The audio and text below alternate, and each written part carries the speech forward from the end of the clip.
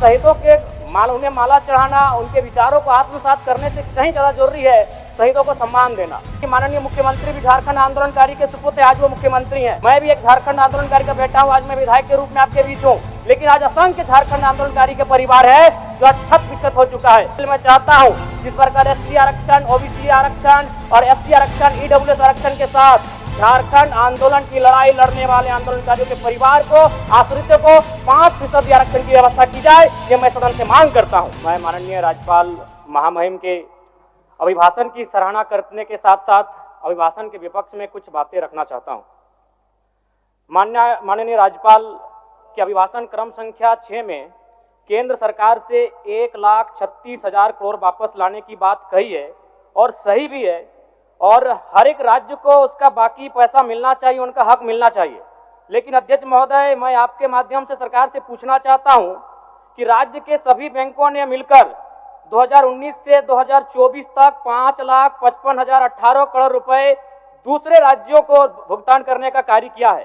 Bank में जो पैसा डिपॉजिट होता है वो दूसरे स्टेट को जाता है, और अगर अभी देखा जाए तो झारखंड का सीडी रेशियो मात्र 36% है, जबकि आप तुलनात्मक अध्ययन करें तो आंध्र प्रदेश का सीडी रेशियो 110 के आसपास होता है, तमिलनाडु का सीडी रेशियो 115 के आसपास होता है। और सबसे महत्वपूर्ण बात कि बैंकर समिति के अध्यक्ष माननीय मुख्यमंत्री होते हैं। अगर इस पैसे को हम लोग बचा के अपने राज्य में ले आते हैं तो लोन के माध्यम से यहाँ के युवा, यहाँ के महिलाओं को अगर निर्गत कराते हैं तो बहुत बड़ी समस्याओं का निदान होगा। इसलिए मैं चाहता हूं कि सत्ता का ध्यान इस ओर आकृष्ट हो।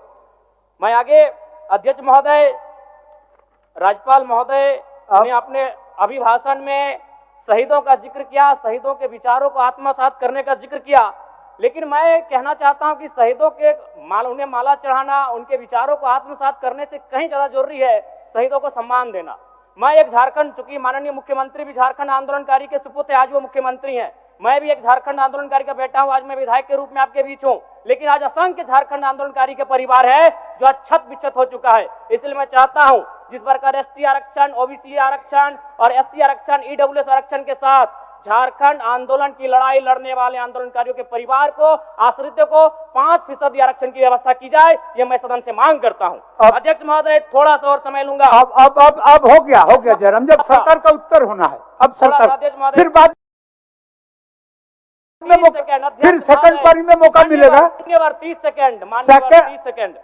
मान्यवर 30 सेकंड। चलिए बोल लीजिए। राज्यपाल महोदय के अभिभाषण में इको टूरिज्म डेवलपमेंट कॉर्पोरेशन निर्माण की बात कही है, जो कि सराहनीय है। और मैं चाहता हूं मेरे क्षेत्र में एक पारासनाथ में पुत्री गढ़ी आता है और तेलिया डैम आता है, उनका उस दिशा में भी डेवलपमेंट करने की दिशा में आगे बढ़ा जाए। और सबसे महत्वपूर्ण बात जो झारखंड के नाम में छुपा है, झाड़ और खंड, झाड़ यानी जंगल, खंड यानी जमीन भूभाग, ये एक बहुत बढ़िया संबोधन अभिभाषण रहा महोदय, जिसमें उन्होंने जीएम लैंड की जो रसीद 2017 में रोकी गई थी उसकी रसीद पुनः काटी जाएगी। लेकिन मैं साथ ही साथ यह भी चाहता हूं, क्योंकि झारखंड में जितने भी उद्योग स्थापित हैं, चाहे वो रांची का एचईसी हो, सिल्ली का हिंडाल्को हो, सरकार का उत्तर माननीय मुख्यमंत्री, यदि 20-25 वर्षों के बाद उन उद्योगों की जमीन खाली पड़ी है, माननीय मुख्यमंत्री को वापस कराई जाए, मैं आपसे ये मांग करता हूँ। धन्यवाद।